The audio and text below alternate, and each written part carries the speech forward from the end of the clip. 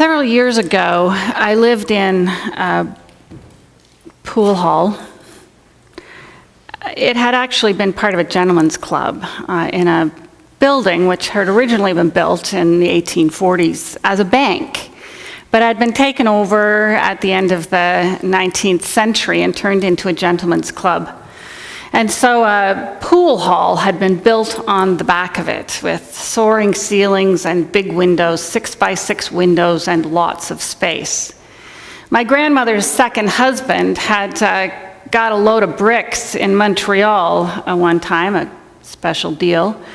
And so he drove them back to Kingston and used them to create an apartment out of that pool hall when my grandmother owned the building, and was turning it into a bunch of apartments that people could live in. Fortunately for him, it had been very well built because he never actually thought that he should support those 3-brick thick walls, which to this day remain there and haven't even caused the floor to sag. But I lived there with Hazel, my daughter. I was a single parent and I was studying theology at Queen's. And my sister lived in an apartment directly above us. It was a long sort of way to get there. She was up and around through a little hall and upstairs. But we had an outside door, but we also had an interior door that would lead eventually up to where her apartment was. And that was directly above us in this old building. I had built for Hazel, because the rooms were fairly small but very, very tall, we had built for Hazel sort of a little stepping place that went up to a seated area so she could see out the windows, and then up to a bunk bed, and a little play space even up further. So it utilized as much of the space as it possibly could. And Hazel slept up on the bunk bed with a little opening in the corner, so every night when I tucked her in, I could give her a kiss goodnight after we had had our story, and then I could go to my own room. And one night, when I was asleep, I heard Hazel fall out of bed. But seconds after Hazel fell out of bed, the door to the hallway unlocked. Someone came racing through the study and the living room and down the hall, and by the time I got into Hazel's bedroom, my sister was consoling Hazel on the floor. So I went to see a therapist.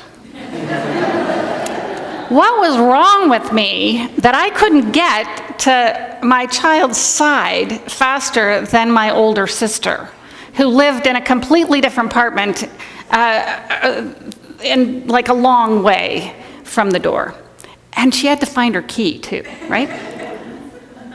My therapist and I came to the conclusion that it was really the fact that I had different knowledge than my sister that night, because when I had put Hazel to bed, we had just sewn some lovely lacy pink curtains for the bottom part of the bunk bed, and she had wanted to sleep in the curtained part. So whereas Martha thought that she was falling 5 feet to the floor, I knew she'd had a drop of about 8 inches. So really it was that I wasn't as freaked out as my sister was, that allowed me to sort of stumble out of bed a little more slowly and get there after Martha had arrived. But it allowed me to start doing some work with my therapist and on my own about archetypes, about whether or not the archetypes that we believe we should live out are the ones that actually fit with us, about whether or not I was able to embody the great mother, the archetypal caregiver role, which I saw being lived out so much by the other women in my life. My mother, when my younger brother was 4, walked him a few blocks over to a new nursery school that was opening in a church very close to where we lived, only to learn that the children that were being served in that nursery school were children who were socio and economically marginalized. And my brother didn't fit that category. However, if my mother volunteered, they said, then he would be able to have a place there. As it turned out, it was a very good thing, because he was able to teach the other children how to use toys that they had no experience of before. But it was also very good for my mother, who, with her fourth child just about ready to head off to school, the fourth and last child, she found herself in an environment that continued to make use of those caregiving skills and gifts that she had. And so years later, she went to school, got her early childhood education certificate, and ended up eventually teaching for almost 20 years early childhood education at the local college. My mom, whose history was in pediatric nursing, who had staffed and created the entire pediatric department at Kingston General Hospital, had continued in this great archetypal mother mode to live her life according to the gifts that she had. My sister, Martha, had done a degree at university, but then also gone back to that early childhood education program, and she herself had opened up an award-winning daycare, which was always filled to the limit with a certain number of infants and toddlers and preschoolers that she could have. She too seemed to embody this perfect mother that I was falling so short of being. And so looking at the different archetypes and recognizing I didn't have to be exactly that one to be a good mother was a very important part of my developing, particularly as I was a single parent at that time. There's a lot of history and a lot of work, a lot of study done on parenting and on that relationship between the mother and the child. And Donald Winnicott, who's a child psychologist who has done some significant work around this, noticed and really kind of spoke against some of the theories of his day that had to do with the child as an autonomous being who is trying to control the world through a variety of mechanisms. And noticed instead that the child without an adult around could not survive.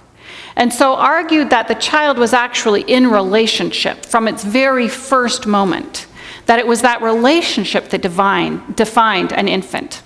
Indeed, Winnicott went so far as to say that if the child isn't given the opportunity to actually seek the mother's breast out on its own accord, under its own steam, that first ability to find its way in the world, to live out its own sense of autonomy, that would be crushed. That their whole ability to make do on their own and survive under their own steam would be destroyed.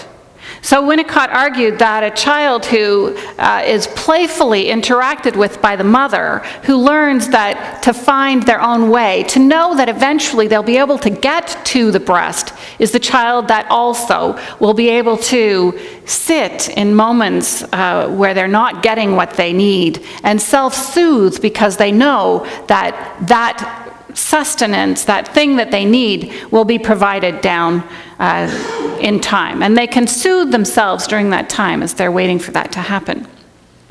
The good enough mother, as that mother is called, or the good enough caregiver, is the one who has just enough of the providing sustenance and just enough of the backing off to let the child develop its own self, to create dependent, interdependent children that are able to survive well in the world. I wanted to extrapolate that idea to the concept of Mother Earth, and that's what the focus moment was about. We speak about Earth as our mother often. It's an image that we use, it's a symbol we use. There's a ton of art out there that expresses the Earth as mother. And to explore the concept of the archetypal caregiver and the mother in relation with the Earth. Recognizing that, and there's, Carrie, if you can bring up that other little slide, which I'm not going to go through, but recognizing that there are a number of different archetypes. This shows, I think, 12, but you can get up to 40 sometimes, written out by different things. You'll see that the caregiver is way over here on a social side, where the most important aspect of that person's being is to be in relationship, to provide for the needs of the other.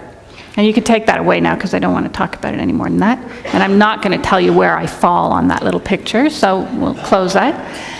But the caregiver, the ultimate caregiver, if that was the only archetype happening in someone's life, that person or that earth would be the provider of sustenance, would be the repository of all the things that someone would need, would give and give and give to its own detriment and sacrifice.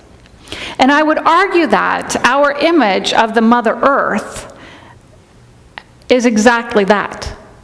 That we have this sense that the Mother Earth is available, that all of our needs will be met, and we have developed a relationship and had a relationship up until now that has been one of take,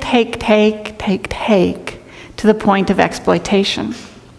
Now, of course, that bit I mentioned in the focus moment about, crushing you at will, that didn't make sense to us if we think of the earth as our mother. It didn't make sense to us that, it would shake and rocks would fall down on us, or water would build up and flood our homes, or the sun would scorch our crops or burn our skin. None of that made sense. And so we coupled that Mother Earth with a vengeful warrior god that then sort of brought it all into balance. We could understand it a little bit better if we looked at it that way.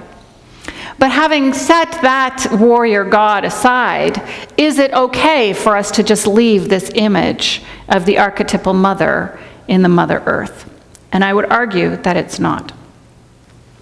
There are theories that you have probably heard that our continents, when you look at Africa and South America, that they all fit together beautifully. And at one point in time, all the continents were a single landmass, which over time have expanded and moved apart from one another, creating the continents. We think of these things, and it's almost a kind of, yeah, of course, but it wasn't that long ago that tectonic plates weren't even thought of. That theory was scoffed at by many. But looking at that, when we think about the fact that, as Christopher DiCarlo says in one of his courses, he writes, the first thing he writes in the course is, "We are all Africans." He'll put that on the board. We are all Africans. We all started in the Rift Valley. We all began from the same DNA, and we grew out of that and spread our way around the world. But you've heard me use the term, we are the people of Pangaea. We are the people of the world. We are not, North Americans or Canadians or Torontonians or West Hillites. We are people of Pangaea. I could do that by sports teams too, but that seemed even more trivial.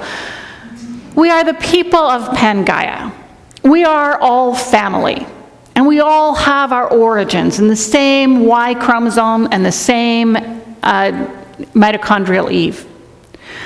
They never actually got together. They were several hundred years apart, but we still somehow managed to end up with exactly all of that in each one of us. And we are, way back further than that, we are all made of stars. The stars are our ancestors. In that explosion that happened, that sent the universe spinning out into being, that ended up growing into our own bodies and selves, we were all that one beginning. And so our relationships are strong. Now imagine, and take this thought picture a little further, imagine the people of Pangaea with a single good enough mother.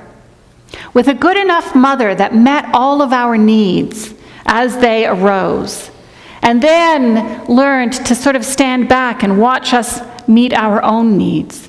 That perhaps didn't actually offer the breast to us right to begin with, but waited for us to find it, playing and teasing and cajoling us into understanding and recognizing our own autonomy.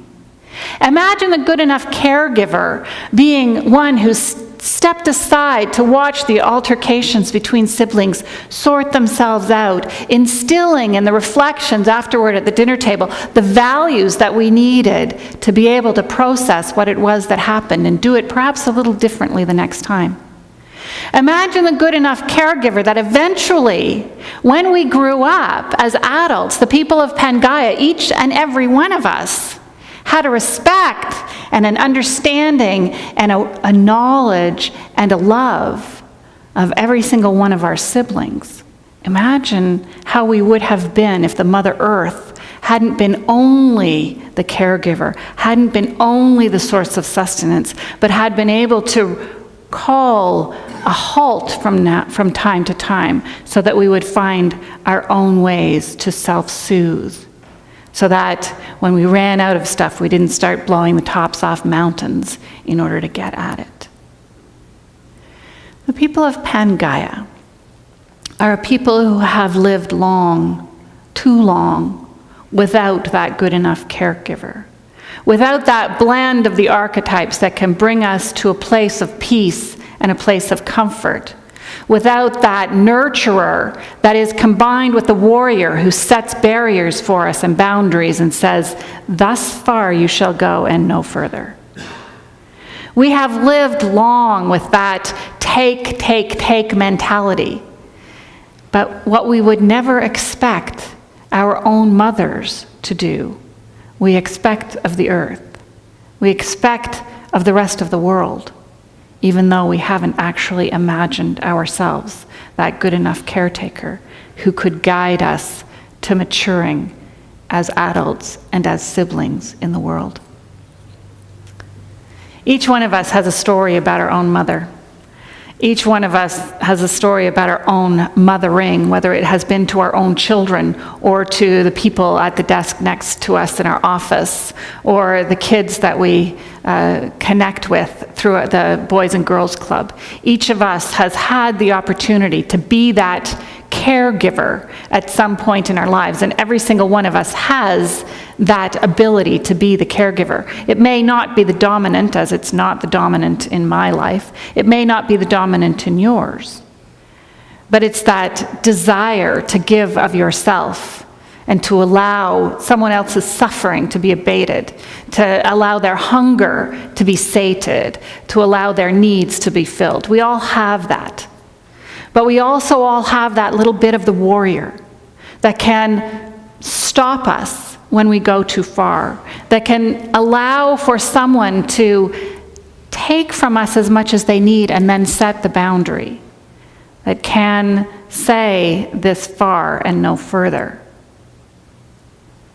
If we set that up exclusively according to ancient scriptures or the will of a dictator or even an economic principle, if we set up that thus far and no further, that warrior mentality, then we will lose again, because the good enough caregiver doesn't get to flourish.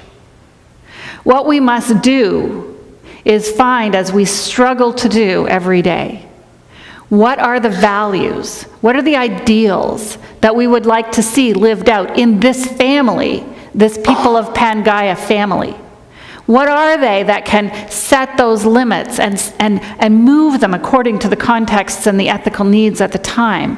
What are they that can provide the gifts, the skills, the sustenance that's needed in this world, and then pause to regroup and reconsider? We need to set those values, and I applaud you for being about that work. But I invite you to take it beyond this place.